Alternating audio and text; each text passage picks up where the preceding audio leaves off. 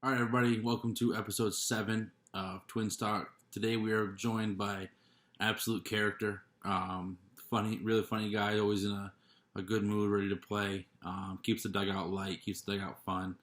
Mr. No Fly Zone, Vincenzo Marchese. He's from Franklinville, New York.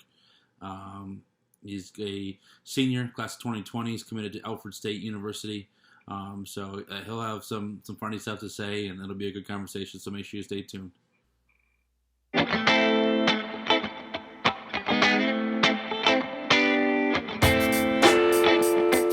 All right, like I said, we are joined today by Mr. No Fly Zone himself, Vincenzo Marchese. We do have to say we have some technical difficulties. Vinny lives in Franklinville, New York, so the fact that they even have electricity, let alone internet, is a marvel. So it's a little slow. So if there's a little delay in the audio, that's why. But what's up, Vinny? How's it going? Good, I'm just bored, just trying to pass the time. Can't wait till this whole thing's over. I really miss baseball. I'm like, I don't know, just bored as shit. Right.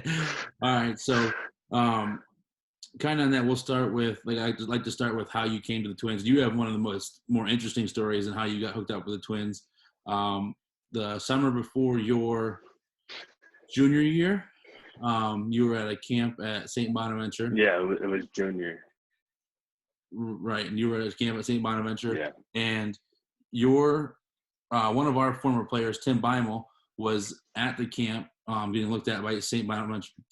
He only came for one day. I think we were at a week-long camp. He was there for one day to work out in front of the Bonus coaches.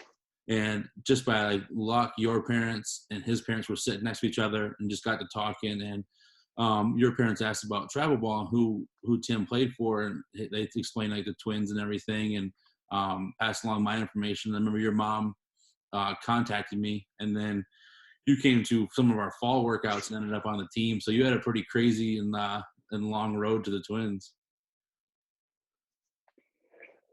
Yeah, it started out going somewhere else, and then it led down a totally different road, and it just expanded into something awesome. Like, I love the Twins. It's so much fun.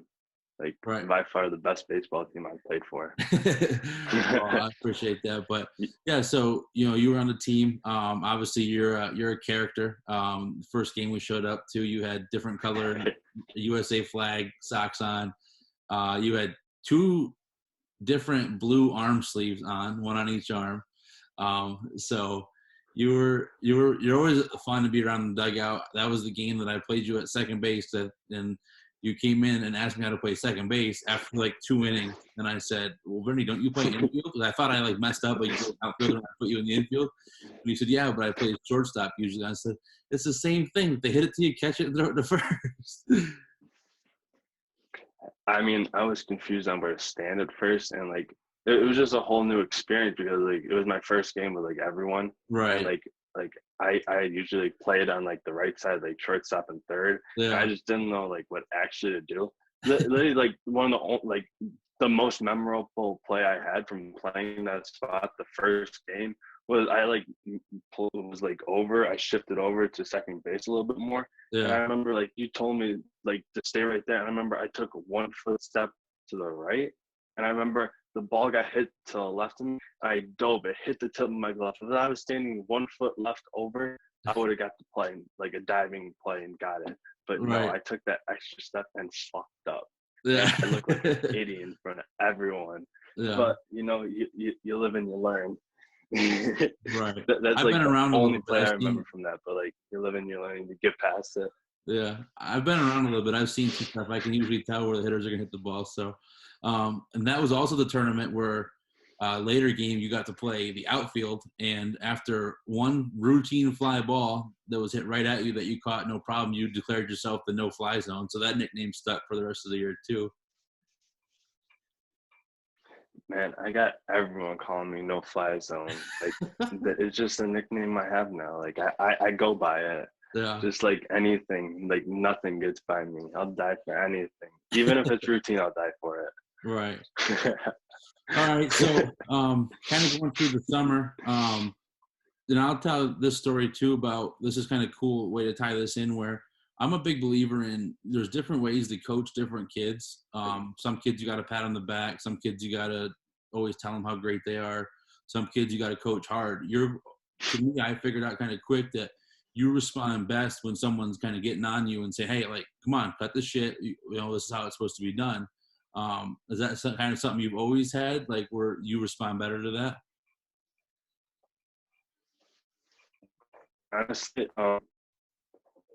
I don't really know. It's just like I've always been like I've always like sometimes like strayed off the path, and like I've always had someone there to like keep me on the path, and it's just like how I've grown up because like my dad, like he's like that guy who like gets on your ass and makes you do the right thing, Right. and like it's just like I growing up with him, just like it pushes me to do better when someone pushes me to do something else. Right. Like And I wouldn't want to be like, even if I messed up, hey, good job, like you still work.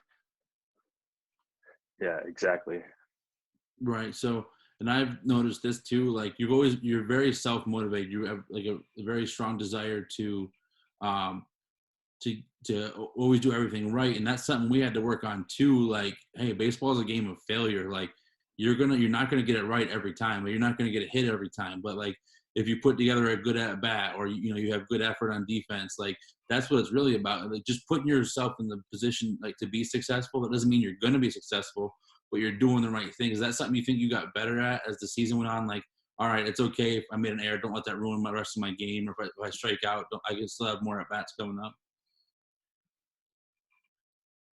Oh, for sure. But there are still those games where like you really like you shouldn't have done that one thing, and like that just messes up the whole thing, because if you had done that one thing different, the whole game would have been different. And like if like you really messed up, then you gotta kind of like say, hey, I messed up, and like, you gotta put yourself through it.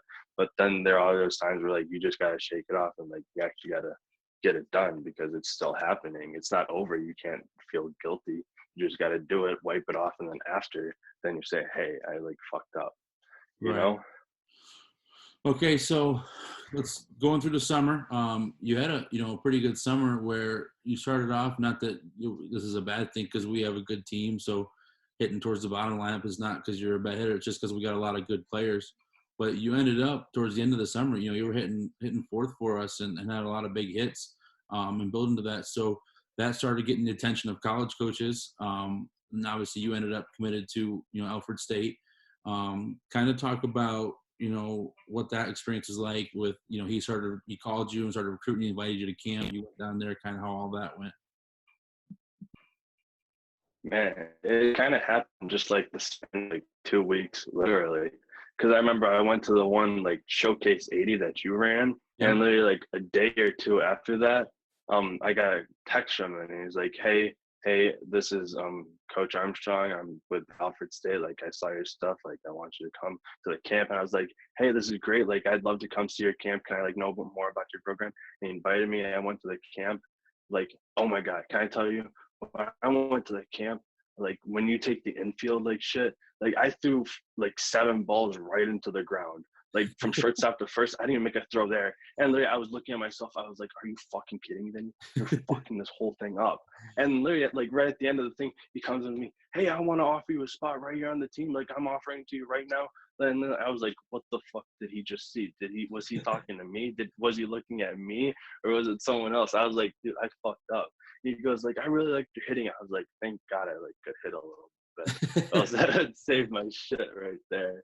So But then like I don't. But just like it took me a day. Just like I texted him back a day later, to be like, "Yeah, I want to. Like, I'm really gonna go right, and Coach Armstrong, he's a newer coach. He took over maybe 2-3 years ago. He's got the program. It was kind of a program that was down, but he's got it going in the right direction. What was kind of the thing that sold you on it so quickly? just he seems like a great guy, and just like the program and like the area. I love mountains and like just the view of it, because his baseball field is literally like right on the top of the field overlooking a whole valley, and it's just beautiful. Like I like scenery, and just like the feeling of it, and like the vibes of everyone. Just Right, felt good vibes all around, not any assholes or anything like that. right. Just everyone seemed like a great people to be around. All right. So you're committed to Alfred State, and that was in the fall. That happened kind of like I think late September and stuff. And we were doing our fall workouts into our winter workouts and ready for your spring season, your senior year. Obviously, probably was something you're really excited about. And obviously, with everything going on with coronavirus and not being able to play, kind of talk about what that's like. That kind of have that senior season taken away. Baseball is the only sport that I played. This was gonna play this year because last year I only played basketball and baseball, but this year I just stuck to just baseball. I worked out the entire winter and all that, and just kind of working to that and then getting it taken away. It kind of sucks because you put in all that work, waking up at 5 a.m. every day and working out, and then going to school after that, and just those long days and just practicing after that. It's just it sucks, but just want the world to get better, want to get going again. I mean, I keep saying, but I have a net and ball. I hit 200 balls a day, and in between every 15 hits I do 10 push-ups, and just keeps me fit and keeps me getting bigger and getting better, and just that's the only thing I want to do. Right. So is that kind of your routine right now? You just, because obviously we're very limited in what we can do, so you're kind of just hitting and doing a little bit of a home workout, until we can get cleared to go back and do other stuff. Yeah, basically just push-ups, sit-ups, curls, anything I can do with weights. That's all I do, just hit, throw a little bit, Right. and then just come inside. Right. Just gotta chill, try to stay active, not get that, not gain the freshman 15 that I was supposed to. You go up ready to play. A lot of times kids, they go to a school and they don't realize how, I don't want to say they don't realize how serious it is, but I don't think they realize how good the older kids are. Just because you do something for an extra 2-3 years, you get really good at it. Baseball is a skill game. So the more time you put in, those older kids, they know what's going on. So if you're not ready going in, you're not in shape, you're not baseball ready going in, you're stuck behind, and you got to go in day one looking to compete for a job, so I think it's nice to hear that you're doing that, because that's something that gets lost on a lot of kids. Oh yeah, for sure. You see people talk the talk, but then they never can live up to it or do what they say. I know kids who brag about doing stuff all the time, but when it comes to it, they never accomplish anything. They're just Right. bums who just talk a lot. I'd rather I'd rather stay silent and get my work done than to have a big mouth and just brag about everything. Right.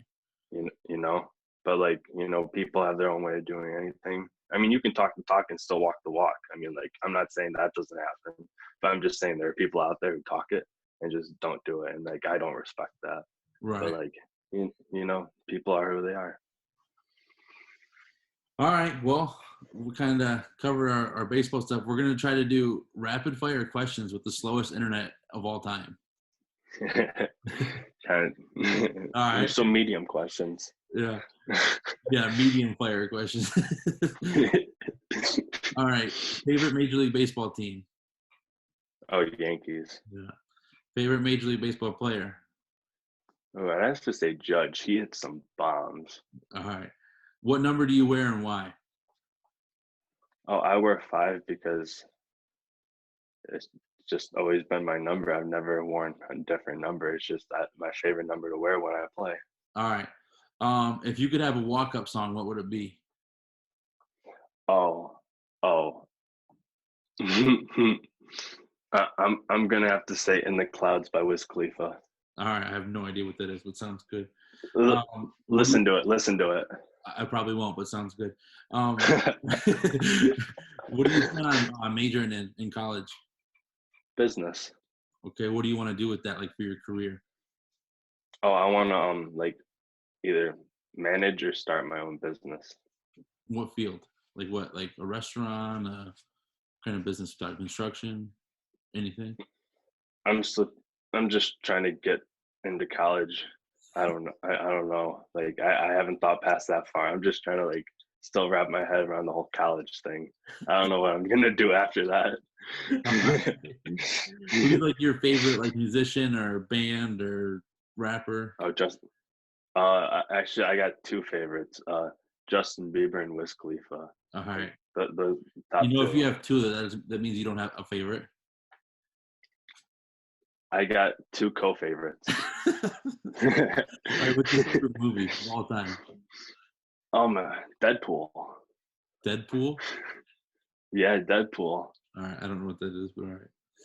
Oh All right, my like, what's God, it's so good. your favorite like best dugout treat? Like gum, seeds. What's the best? Probably Gatorade because it's the only thing I can get. Like my parents don't get me seeded gum. I just always have Gatorade. So like, just be sitting down chugging a bottle of Gatorade. Just All right, like what's favorite flavor or color? Oh, I think it's like Glacier something, the white stuff. That stuff's Glacier my Freeze? favorite. That stuff's the best kind. Yes, that stuff's amazing. Yeah. Yeah. All right, man. Well, I appreciate you coming on and doing the interview, even though the internet kind of shit the bed on us. But I'm excited that you came and played with us, and glad that everything worked out and you found a good place to play in college. And hopefully this shit clears up and we can get you out on the 18U team and get you ready, for going into your freshman year. Hey, I can't wait, and thank you for letting me be on this. Like you texted me, and I was just happy that you texted me about this. Yeah, so. All right, well, Mr. No Fly Zone. Hey, I appreciate it. We're out of here. Thank you. Hey, I'll see you later, Jericho. Have a good day. See you later.